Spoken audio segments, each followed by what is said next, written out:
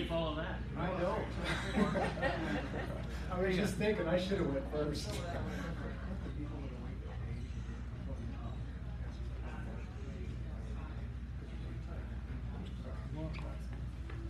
They're asking me to wait just so that there's people out there. I just will introduce myself. My name is Mark Mead. I grew up with Billy, just like Brian. Can't hear. Sorry. Did I break it?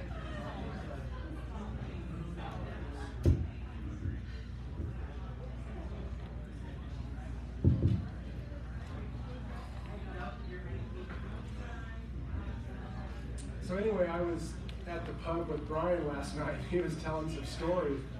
I was at the pub last night with Brian, and he was telling some more stories. And I can't believe how many stories he told me. You can't hear? Oh, you can't.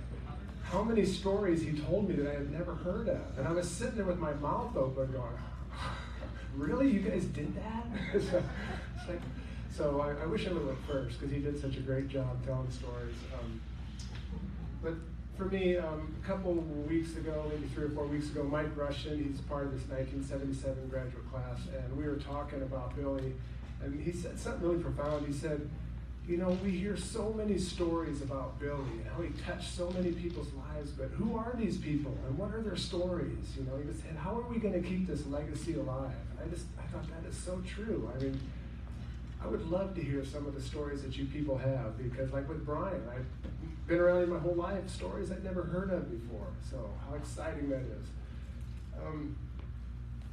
My approach the last couple of years in giving this talk has always been a little bit for the people that don't know Billy, like Brian did, to give some insight, and then how he touched my life, because he touched a lot of lives. He really did. And my main focus has always been, I've worked with the youth for a lot, for like the last 30 years or so. And every class I've taught, every youth group I've been in, I've always told stories about Billy. And I would tell these stories, and they'd hear all about him, and then I would bring him in, and I would let him tell his story. And after I would do that, I was always bonded with those kids. Every time he would come in, our class would have a special bond because of it. And then I could move forward, and then they trusted me, and then they could learn. And I think that's what gave me, you know, such a thrill of teaching. And my story, I want to touch on 4 points, and it's always been, when I talk about Billy to young people, how he handled suffering. And you know, I think for our purpose here, I want to call suffering any adversity, big or small. If it's getting in an accident and becoming a quadriplegic, or you know, hitting your finger with a hammer, you know, as small as it could be, any adversity that you have to deal with.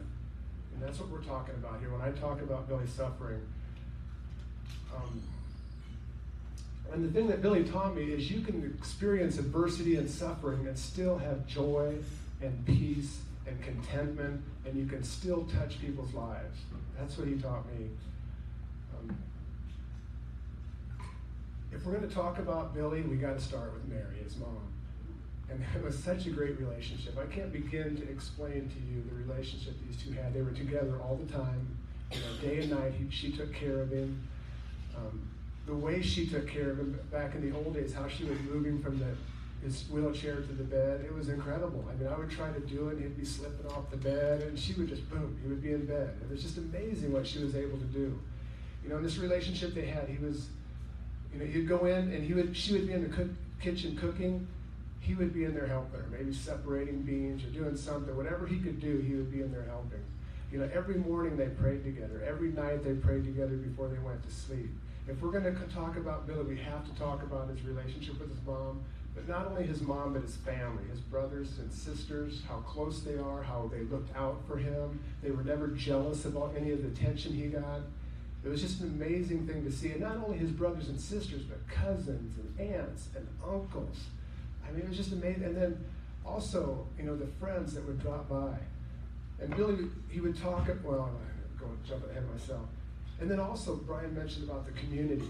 You know, this community is amazing. And Carmen was telling me the other day that she found a bunch of cards that Billy had received from people in the community, friends and family. And she said it was just amazing the things they talked about. They talked about people who were going together and who broke up and all these things, just very intimate, personal things. And then she sent me a picture of a card that my dad sent, and I had no idea he sent this card to him. And my dad really loved Billy. He was just so special, to my dad. And it was amazing to see that handwriting and know that he was still looking out for Billy too. And that's just an example of the community that pulled together for this one person. And we see it all the time. I live in Princeton, and when I come down here, there's benefits every time I come down here. There's somebody taking care of somebody. And like Brian said, I'm so blessed to be a part of this community.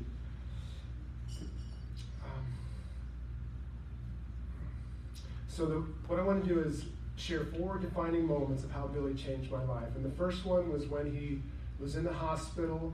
It was just after the accident. He was in intensive care for 2.5 weeks.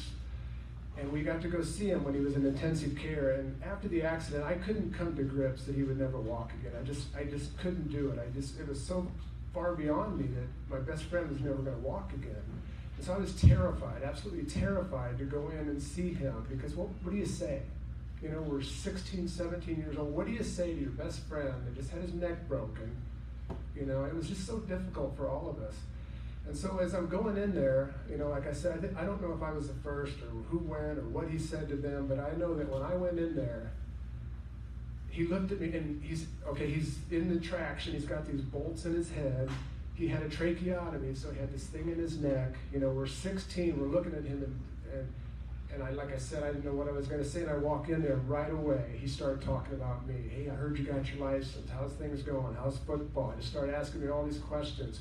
And right away, everything just calmed down, and I was just comfortable with him. He took an incredibly awkward moment and made it just very comfortable. And I think that defines Billy his entire life. You look at him at this wheelchair, and you just feel sorry for him right away. But then when you start talking to him and getting to know him, like Brian said, you forget the wheelchair. He wasn't a prisoner of that wheelchair. He really wasn't, even though he was. But as far as emotionally, spiritually, mentally, he was not a prisoner.